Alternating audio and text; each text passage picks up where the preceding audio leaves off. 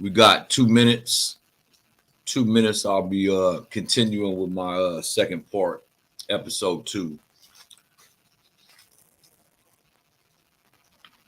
Give me a couple minutes. I'm waiting for a few more viewers to come in. Oh.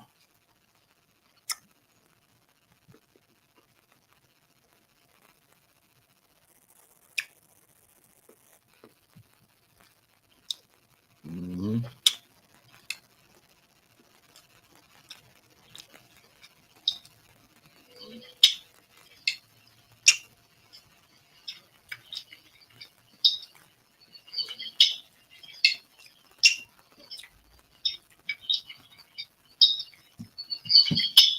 Oh, all right.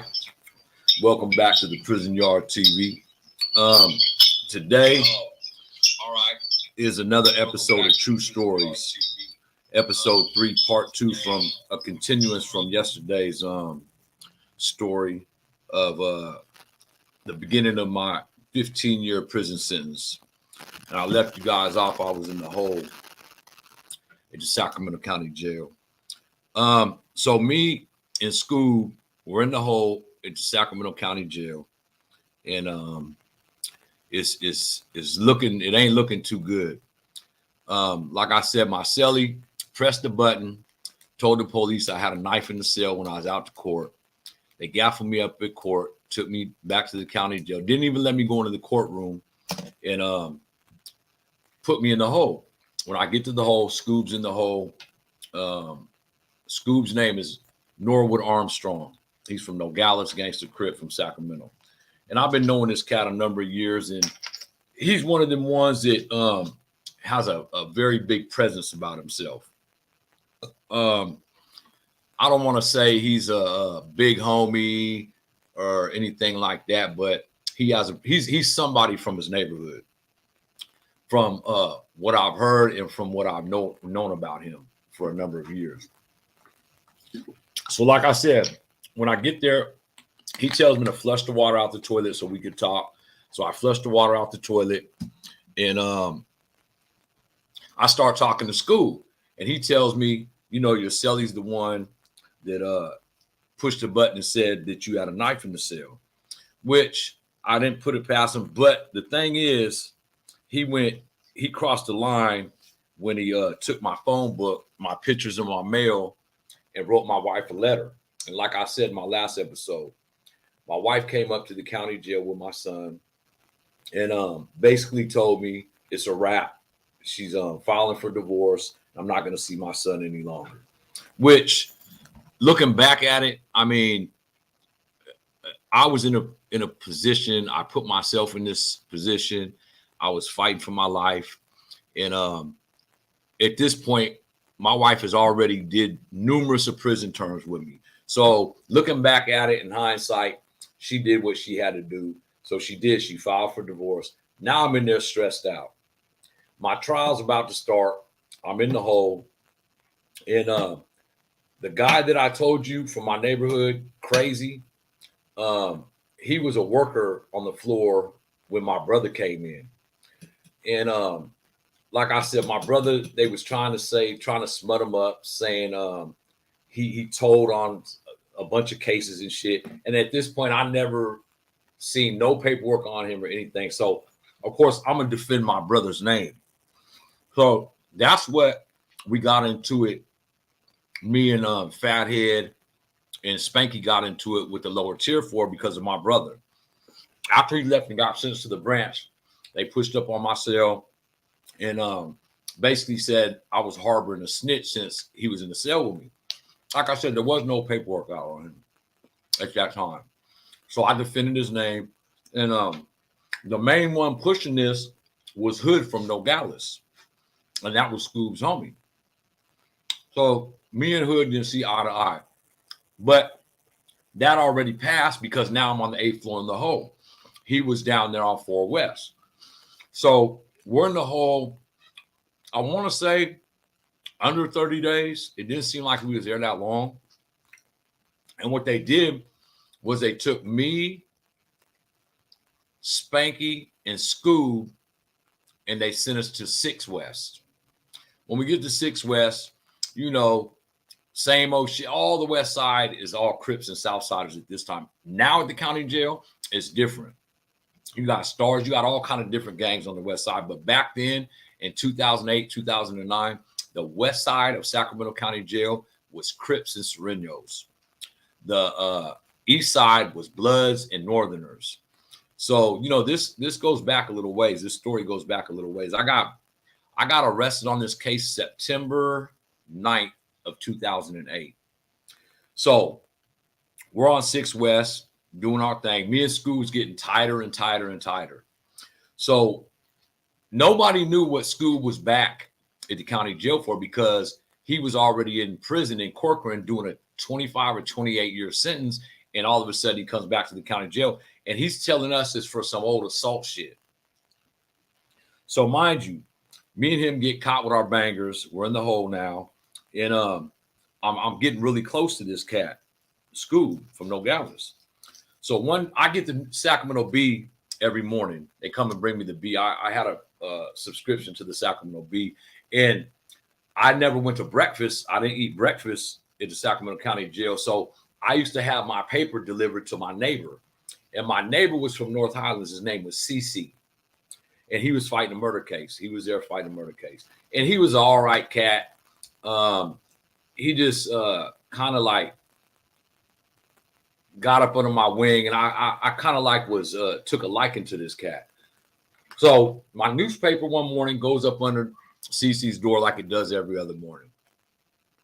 I don't know what time he starts banging on my wall. He read the newspaper, and mind you, Scoob is in this pod with us, and CC's banging on the wall. He's like, he told me to come to the door. I go to the door. He said, "Dog, I'm going to slide this newspaper over there. Read the Metro." He slides the newspaper under the door, and I read the Metro. And what it says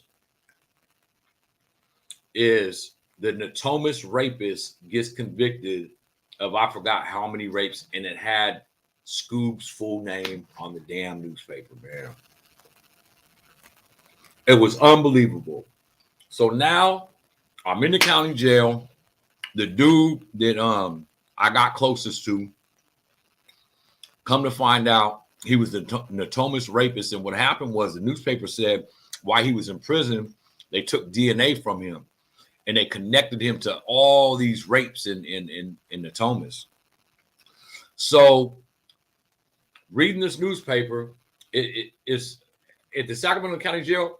The bottom tier goes out in the morning time on odd days, and the upper tier comes out in the evening times. And then it switches the next day. The bottom tier comes out in the evening. The upper tier comes out in the morning. So I'm on the bottom tier with CC, and I believe Scoob was on the upper tier. But mind you, I told you we could blow the water out of our toilets and talk to our toilets. So CC gets on his toilet and telling his neighbor up above us that, what he just read in the newspaper about Scooby. So what happens is Scooby gets wind of it. They come out from day room. He comes to my cell door, and I act like I don't know anything. I'm not going to confront him about something of this magnitude through the door. So, mind you, my wife just left me. She told me she's filing for divorce. They just ad booked me on all these damn fraudulent cases. And I'm basically in there fighting for my life, and I'm left for dead by my wife. Ain't seen my son. She told me she ain't bringing him back up there to see me. So I'm real frustrated and going crazy up in there at this time. Don't know what's going to happen in court. So Scoop comes to my door, starts questioning me about my newspaper and shit. I told him I didn't have my newspaper. So he gets the newspaper, he reads it. After the top tier locks it down, they feed us lunch. And when they feed us lunch, Scoob goes out in where the officers are, and I don't know what he said. He just disappeared. His property was rolled up, and Scoob was out of there. So me and Scoob's relationship ended at that moment when I read that newspaper. So me and CC's talking. Evil from 21st Street was there. He just got out also. He was there, and the big big rumors at the county jail at this time, not rumors, but the big news was the riot that I supposedly caused on 4 West. So I'm on 6 West for probably about 6 more months. In 6 months, I get in a fight with the barber. It was a cat in there. He was from Houston, Texas. Big old corn-fed black dude. And he used to cut hair and trim beards and shit. And I get into it with him. We get in a fight, and I hit him in the head with the damn clippers. So they send me back to the hole for assault on an inmate. Now, mind you, I'm not caring about anything at this time. Like I said, I'm looking at all these years in prison. My wife left. My lawyer's telling me to take a deal, and I'm just going through it. I was very frustrated, very depressed at this time. So I basically didn't care. So I go to the hole again for 3 days, and what do you know? When the classification comes to see me, they classify me back to 4 West. Now, mind you, I left 4 West because we had a mini ride up there with Crazy, Hood, couple LA cats, and Milk from 24th Street. So I haven't been in contact with no one on the 4th tier ever since I left. So when they give me my boxes, they told me to pick up my boxes, get on the elevator to go to 4 West. So I'm on the elevator going to 4 West, and when you get off the elevator, you got to go to the police booth and check in. You got to give them your little bed card and shit and check in. So I'm sitting there, and all 3 pods are locked down. But I'm looking at 300 pod. 300 pod is for where people going to prison. That's where their house. People that been to prison or going to prison are 300 pod. People on probation, in more lighter crimes are in 200 pod, and then first termers are in 100 pod. I'm looking at 300 pod. In Hood, the guy that caused the riot over my brother when he left, he was the damn worker in 300 pod. He was mopping the stairs. And I'm like, okay. So I take a mental note of that. I'm sitting out there waiting for about 15, 20 minutes for the cops to tell me what cell to go to. So they tell me my cell was cell 6 on the bottom tier. So as soon as I walk in the pod, Hood is on midway in the staircase, and he's mopping. And he says, you should have never came back to this floor. So I drop my box immediately. I'm like, what's happening? Because at this time, there's nobody out. Me and him can get a fair fade, and nobody's going to jump me. Nobody's going to jump him. If there's more people there from 29th Street, he ain't got to worry about it. If there's more people there from Nogales, I ain't got to worry about it. So I dropped the box. He said, we'll check it out during day room time. So I go to my cell. And my cellie ended up to be K9 from 29th Street. Rest in peace, K9. K9 died last year or the year before. Rest in peace, big K9. So K9 was my cellie, and Evil from 21st Street, somehow he ended up in cell 1 in 300 pod. He was already on 6 West with me, or was he? I think Evil never left 4 West. I think he always, or when I came back, he was on 4 West in cell 1. So as soon as I get in the cell, K9 starts questioning me about the incident that happened 7-8 months prior over my bro. So I tell him exactly what happened. He moved in the cell with me. He came out every day, and he told people who he was, and nobody wanted a problem with him until he left. As soon as he left, people were saying Dog was harboring a snitch. He had his brother in the cell, and he's a snitch. And mind you, I've never seen no paperwork at this time on my brother. So I'm defending his name to the fullest. People are scared of him. So, of course, they want to push up now that he's gone and talk shit about him. And I wasn't having it. So that's what the riot was about. It wasn't even a riot. Well, it was 3 on about 7. So it was a mini riot. So what happens is K9 shoots a kite down there to Evil. And so when we come out for day room, mind you, when you're a worker on a floor, your door stays open all day long. So Hood is in the cell with a white dude because workers cell up together. And there's a white dude worker and then Hood. So they was in the cell together and his door stayed open. So as soon as we come out, me, K9, and Evil, we push up in Hood's cell. So I go up in Hood's cell, And immediately I'm ready to chunk him because he's like, you should have never came back. So I go in the cell and he's looking at Evil, he's looking at K9, and I'm like, this is me and you. What's happening, homie? And he's like, man, dog, you rolled it up. I'm like, rolled it up? What are you talking about, rolled it up? He said, yeah, you had a chance to stay on during that riot and you rolled it up. I'm like, whatever. So I'm squared off with him. And K9 grabs my arm. He's like, dog, let's go out. Let's take a lap. So we go, I'm heated though. I want to take off on this foot. K9's like, man, just kick back, man. This dude got tobacco coming in tomorrow. Man, I didn't give a damn about none of that shit. This dude said I rolled up, and now he's starting to spread rumors and telling people I rolled up. Everybody knows at the county jail, nobody rolled it up. What happened was when Crazy was the damn worker, so of course he told that me, Fathead, and Spanky was the cause of the riot, so he had us rolled up. It wasn't nobody rolled up. The police rolled all three of us up. So that's what Hood was trying to say, that we rolled it up. We didn't roll it up. So what happened was me and K9 take a couple laps. They called me for a visit, an attorney visit. So I go up there and I'm up in the attorney booth for the whole rest of the day room. So they lock the day room down and I go back to my cell and K9's in there and we're talking. I'm like, man, next unlock, I'm going to take off on this cat. He's like, yeah, that would be the best thing to do. So I'm like, I'm gonna flight this fool Hood. So what do you know? Me and him's in there playing chess, and I'm sitting there and I'm playing chess, and I look out the window, and this fool Hood got his 3 boxes and he's leaving the pod. He's a worker. So this cat seen that 29th Street was deep in there. There was probably just him and maybe one other cat from Nogales. He rolled it up because he thought we was gonna jump him. We wasn't gonna jump him. So check it out. Remember I told you Scoob from Nogales rolled it up? Now Hood from Nogales rolled it up. So people in the pod is tripping. What's up with these Nogales cats? And I always been kind of close with Nogales cats. Magoo. I've been close to a lot of Nogales cats, so I couldn't understand why this fool Hood wouldn't he just take the fade and stay there. It was only a fade. And in the county jail, you're expected to take fades. You're going to fight at the county jail way more than you are in prison.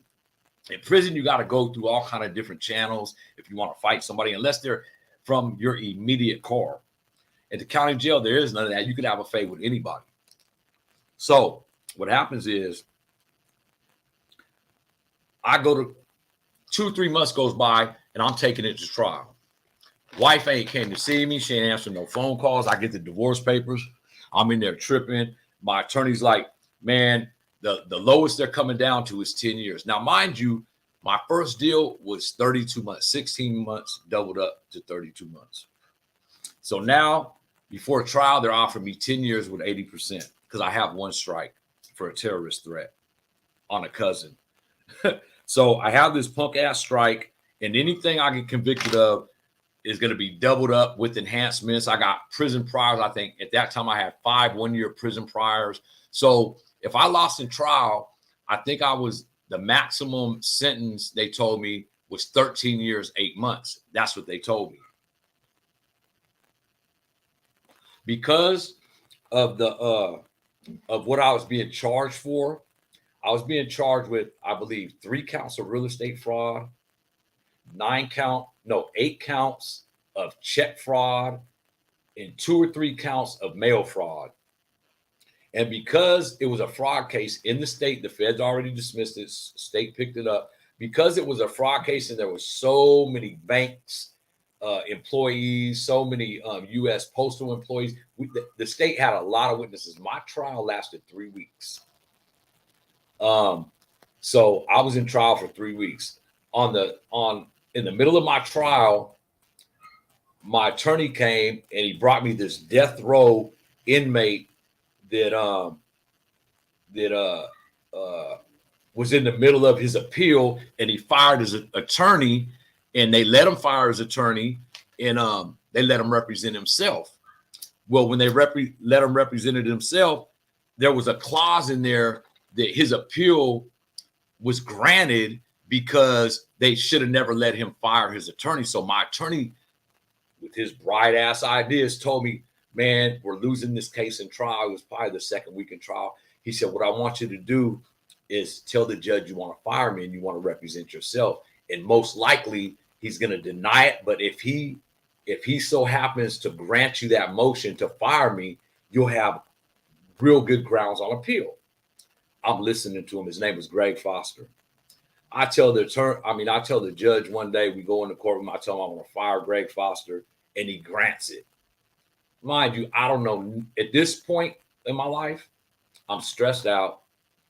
I'm in courtroom following this trial, but I'm in a daze. So I'm paying attention, but I'm not paying attention. I got too much on my mind. So this judge lets me fire my attorney in the middle of the trial. I asked the judge, can Greg Foster sit at the table with me for guidance, to help me if I need it? And he said, no.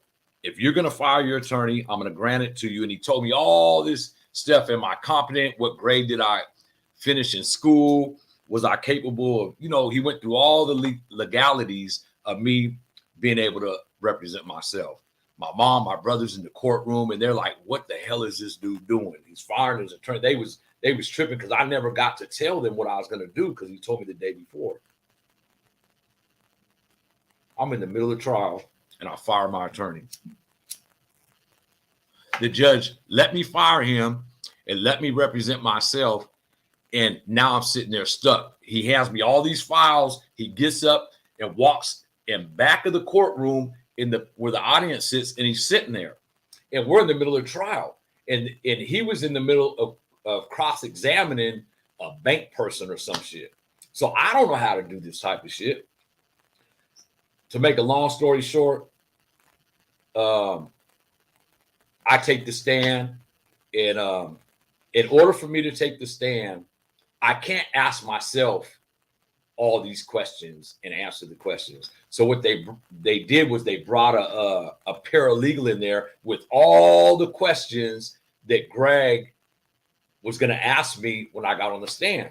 So she came in there, she's asking me this question. I blew trial, man. I got so stuck in there. And so when the jury finally got to go deliberate, what they do is when the jury gets the case and they go in the jury room, I'm dressed up in my street clothes. I think I got a dress shirt on. Stephen T. I got a dress shirt on. And they take you back to the bullpens to dress out in your jail garb until the verdict comes back. Then when the verdict comes back, they dress you back out. So they thought they was going to be deliberating for 2 or 3 days. So they took me back to the bullpens. Soon as I get put on this jail, the oranges, they say verdict has been reached. I haven't been out of the courtroom for no more than 30 minutes. Verdict's reached.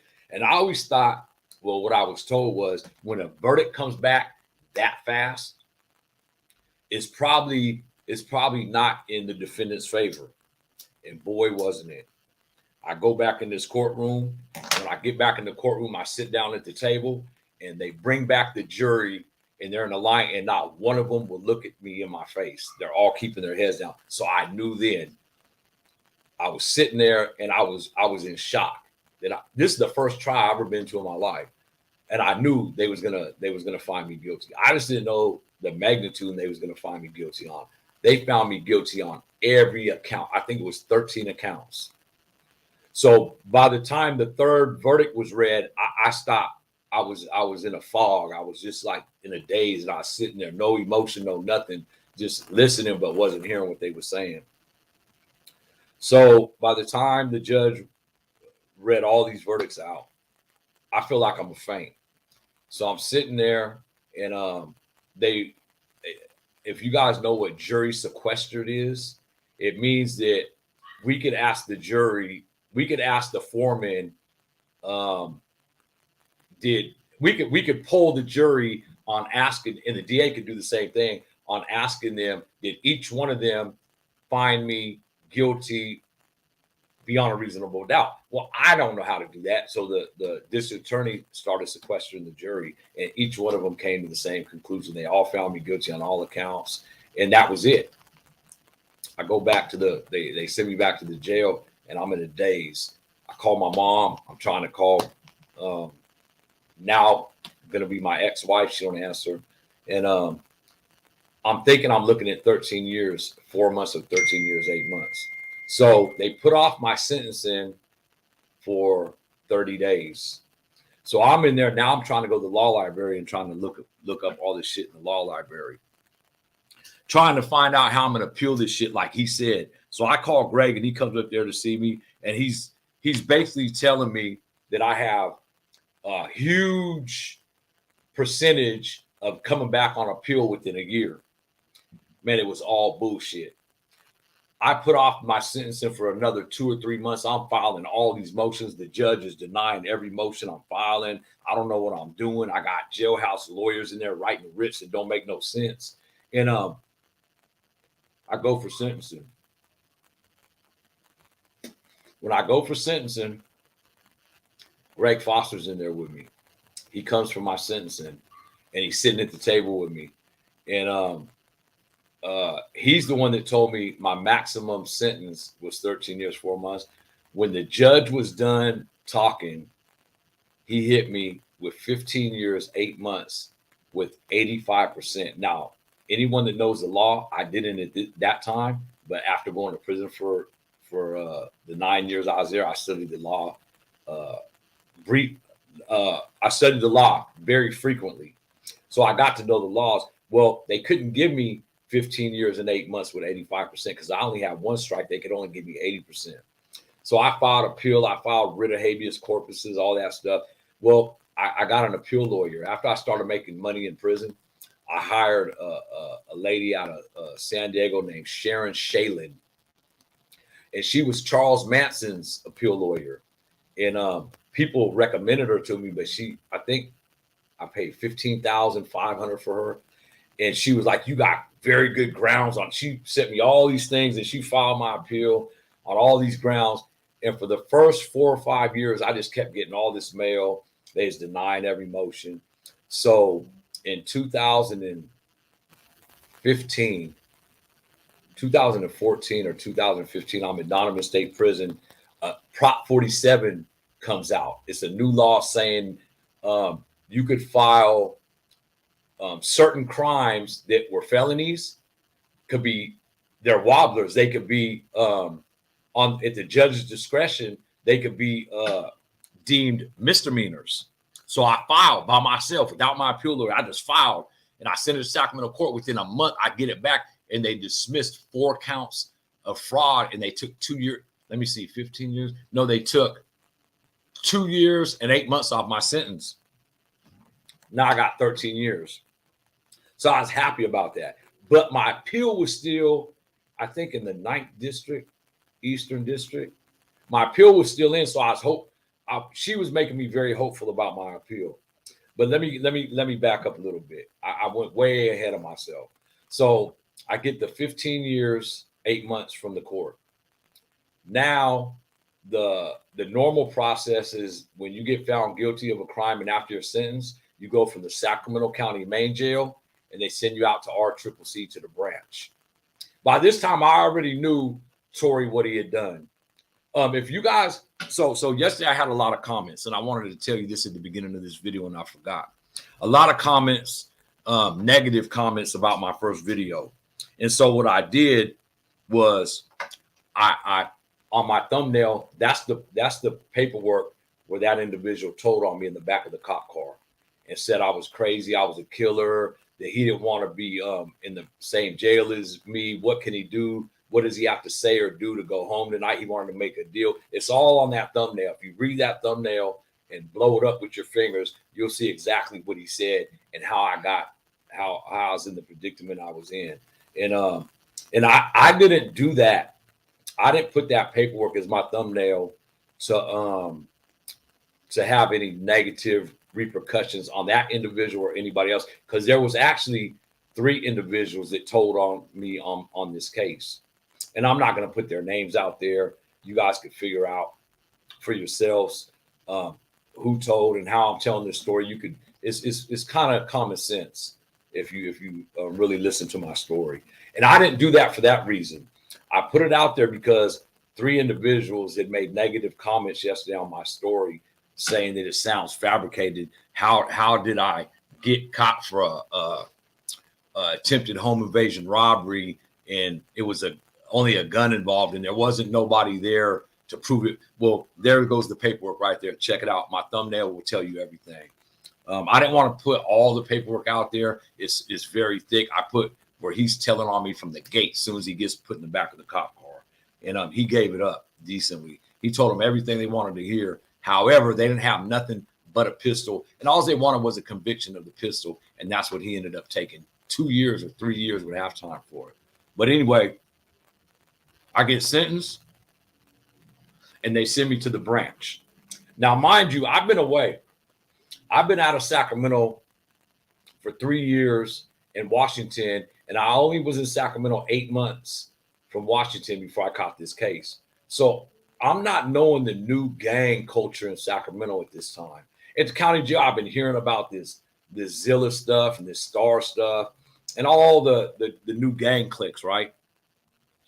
Mind you, I just got 15 years, 8 months. So when I get to the branch, they send me to SBF.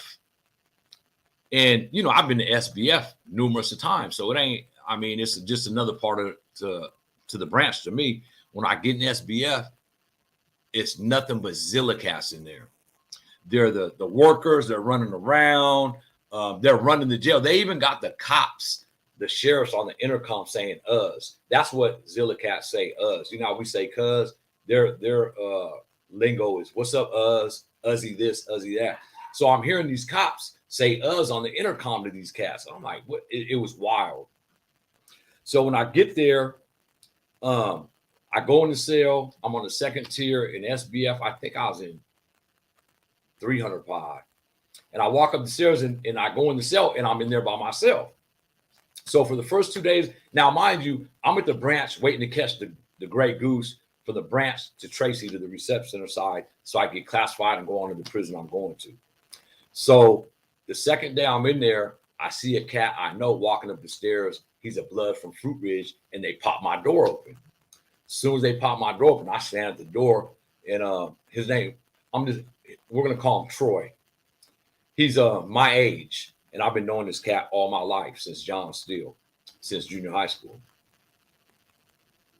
So when he comes to the door, I'm like, "Hey, Troy, man, you know," and he's like, "What's up, dog, man? I'm glad to see you." And I'm like, "Bro, you know, I don't think me and you can sell together." He's like, "Yeah, we can." He's like, "Nigga, I just knocked out a Zilla cat in the pod over next to me." And I'm like, "What?" He's like, "Yeah." So they moved me in this pod. He's like, "It's funk." He said he knocked him out over the phone, right? So I'm like, "Damn." So this cat moved in the cell with me, and he had a little toothbrush file down, right? So there's a cat from Meadowview that was claiming Zilla. Big old light-skinned cat. And I'm going to go ahead and say his name. His name was Looney. And Looney was a super swole. He was as swole as Canine from my hood, my old celly back at the county jail. He was as swole as him, and he stuttered, and he had Looney across his neck. He was from Meadowview, but he was from Zilla. And he used to rap on the door to my next door neighbor. As soon as Troy came in my cell with me, he came to the door and was like, you in the cell with a crab, nigga, we finna get you when you come out.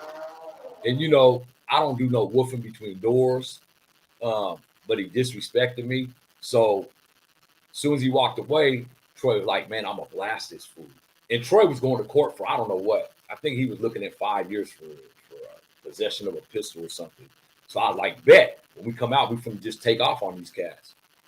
So we only came out for day room for 2 hours a day in SBF. And when Troy came in, I already had my 2 hours and I got on the phone, right? So we had to wait till the next day. Well, the lower tier came out that evening, and one of their homies came to my cell. His name was Tiptoe. And he came with another cat named Trey 57 from Zilla. And he's like, I didn't know these cats. Troy knew him, and they was talking to Troy about Troy knocking their homie out over there, right? So Troy's like, "I'll take a fade with any one of you guys." Well, while he's talking to this cat through the door, the police are listening on our microphone. They got a speaker up above our thing. So as soon as they walk away from the door, they tell me, Jefferson, and whatever his last name, his name was Hodges, tell him we're rolling it up. We're going to CBF. I'm like, what the fuck? So the cops, because Troy was woofing on this guy about taking the face stuff. The cops rolled us up and took us to CBF. There was never no fights. So I go to CBF. I was there maybe 4 days. The first day that, I filed for commissary and the commissary was coming that day, that morning they told me the bus is there to get me. So they sent me to Tracy. And when I get to Tracy, you know what? I'm going to leave it. I'm going to leave this cliffhanger like it is. And we're going to do a episode 3 tomorrow because this gets real deep, real fast. And there's a lot of violence coming now when I get to Tracy. And I don't know. And it ain't with nobody. It ain't with nobody you would think it would be.